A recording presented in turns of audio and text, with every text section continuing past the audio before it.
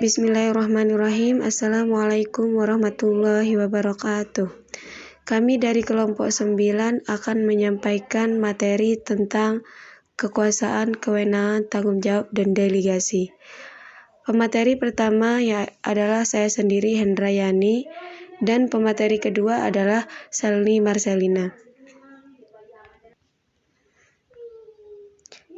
Desain organisasi melahirkan 4 konsep yang juga penting dalam struktur organisasi, yaitu pertama, kekuasaan atau power, kewenangan atau authority, yang ketiga, tanggung jawab atau responsibility, dan yang keempat adalah pelimpahan wewenang atau delegation.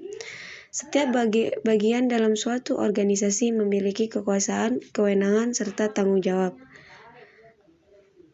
Ketika kekuasaan, kewenangan, serta tanggung jawab tidak dapat sepenuhnya dipegang oleh seseorang, maka dapat dilakukan apa yang dinamakan sebagai pelimpahan kekuasaan dan kewenangan sekaligus juga tanggung jawab atau apa yang dinamakan sebagai delegation.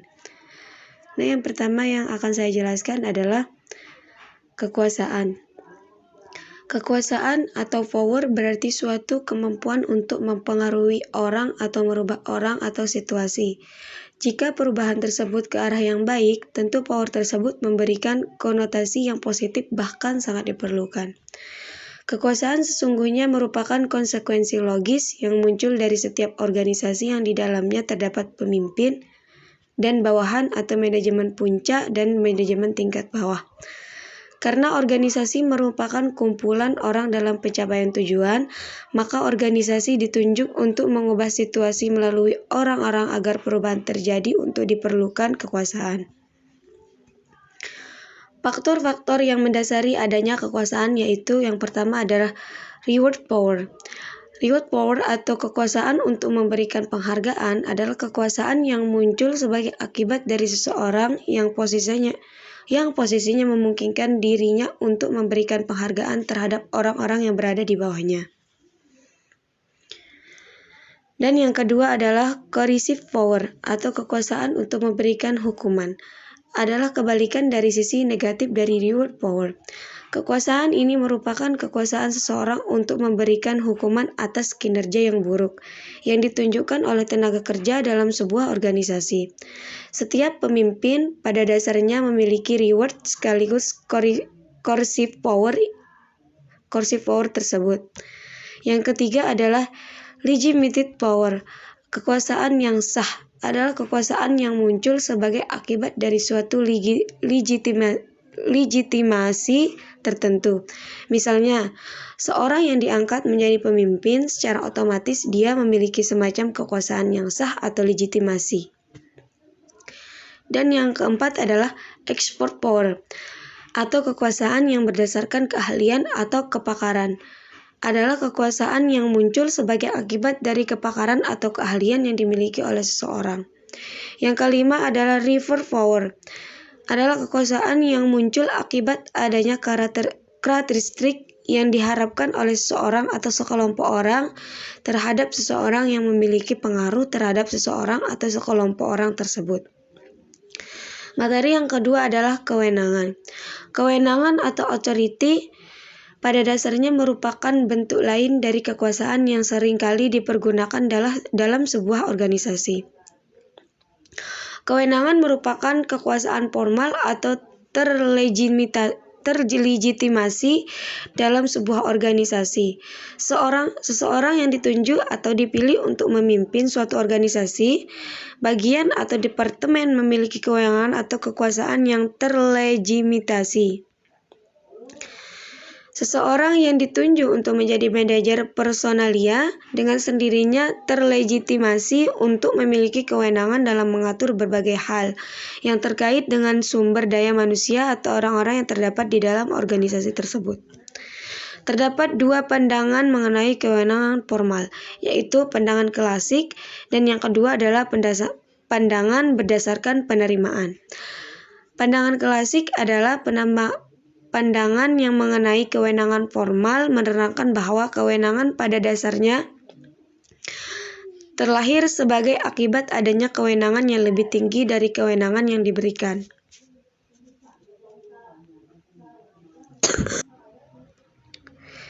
Yang kedua adalah pandangan berdasarkan penerimaan.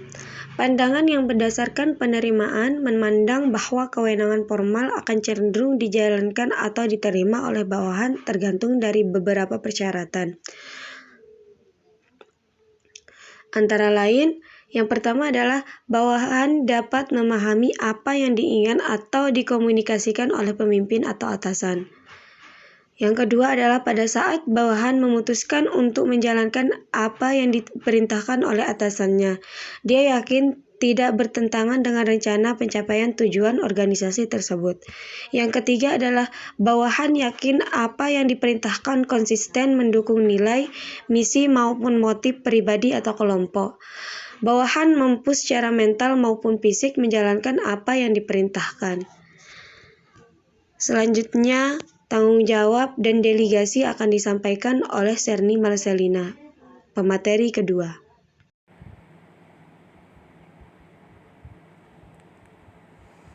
Tanggung jawab atau responsibility. Tanggung jawab meningkatkan orang-orang untuk tidak saja mempergunakan kewenangan yang dimiliki, tetapi juga melaporkan apa saja yang telah dilakukan sehubungan dengan kewenangan yang telah diberikan kepadanya. Kadangkala orang yang merupakan esensi dari tanggung jawab sebagai bagian dari jabatan atau tugas yang diemban ketika menduduki suatu bagian atau departemen tertentu. 4.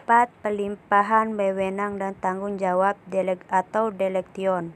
Pelimpahan wewenang pada dasarnya merupakan proses pengalihan tugas kepada orang lain yang sah atau telegitimasi dalam melakukan berbagai aktivitas yang ditunjukkan untuk pencapaian tujuan organisasi.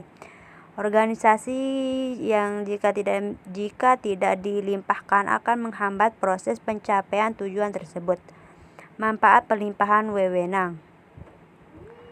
Pelimpahan wewenang memungkinkan bahwa mempelajari sesuatu yang baru dan memperoleh kesempatan untuk melakukannya. Keadaan ini memungkinkan bahwa bawahan untuk belajar bertanggung jawab akan sesuatu yang baru. Pelimpahan wewenang mendorong tercapainya keputusan yang lebih baik pada berbagai hal. Selanjutnya, penyelesaian pekerjaan akan dapat dilakukan dengan lebih cepat sekiranya pelimpahan wewenang tersebut berjalan sebagaimana mestinya dan diberikan kepada orang yang bertanggung jawab. Kendala dalam pelimpahan wewenang adalah apabila staf yang menerima delegasi tidak memiliki kemampuan atau kapabilitas tugas yang didelegasikan padanya. B. Akan berdampak pada kurang bertanggung jawab atasan terhadap apa yang semestinya ia lakukan. Oleh karena itu, perlu digarisbawahi bahwa pelimpahan wewenang tidak berarti juga terjadi pelimpahan tanggung jawab. Pelimpahan wewenang bisa jadi hanya merupakan pelimpahan beberapa hal yang dapat dikerjakan oleh bawahan kita. Akan tetapi tanggung jawab sepenuhnya masih berada di tangan pihak yang melimpahkan wewenang. Kunci pokok pelimpahan wewenang atau delegasi efektif. Jika pihak diberi wewenang oleh mengejar diberi kebebasan untuk menjalankan kewenangannya sesuai dengan caranya sendiri, karena setiap orang mempunyai kreativitas masing-masing. B. Adanya komunikasi yang terbuka antara manajer dan bawahan. Kebutuhan dalam berkomunikasi selain akan memberikan kejelasan akan keinginan kedua belah pihak, juga akan meminimalkan persepsi yang keliru akan berbagai hal yang berkaitan dengan pekerjaan. C. Kemampuan manajer dalam memahami tujuan organisasi, tuntunan dari setiap pekerjaan, dan kemampuan bawahan. Tindakan agar pelimpahan wewenang berjalan efektif. Ketiga kunci dalam sebagaimana diterangkan di atas dapat mendorong pelimpahan wewenang menjadi efektif jika diiringi dengan beberapa tindakan sebagai berikut. A. Penentuan hal-hal yang dapat didelegasikan. Manajer harus mampu membedakan hal-hal yang bisa dan tidak bisa didelegasikan, termasuk di dalamnya Juga tujuan dari manajer ketika melakukan pendelegasian itu, untuk apa, mengapa, dan seterusnya. B. Penentuan orang yang layak menerima delegasi. Manajer harus mampu menentukan siapa yang memiliki kemampuan untuk menerima pelimpah wewenang. C. Penyediaan sumber daya yang dibutuhkan agar pelimpahan wewenang berjalan efektif. Maka berbagai sumber daya yang dibutuhkan oleh bawahan untuk menjalankan wewenang yang didelegasikan perlu disediakan. C. Pelimpahan tugas yang akan diberikan. Kadangkala kekurangan percaya manajer terhadap bawahan justru akan menghambat dalam keefektifan pelimpahan wewenang. Oleh karena itu, berikan tugas yang akan dilimpahkan itu sepenuhnya. D. Intervensi pada saat diperlukan sudah menjadi hal yang lumrah. Jika kadangkala apa yang didelegasikan ternyata tidak berjalan sebagaimana mestinya, ketika hal tersebut terjadi, maka intervensi kadangkala diperlukan agar kegiatan yang telah didelegasikan berikut kewenangannya tetap dalam jalur pencapaian tujuan organisasi. Sekian dari kelompok kami. Wabillahi taufiq wal hidayah. Assalamualaikum warahmatullahi wabarakatuh. See you the next video.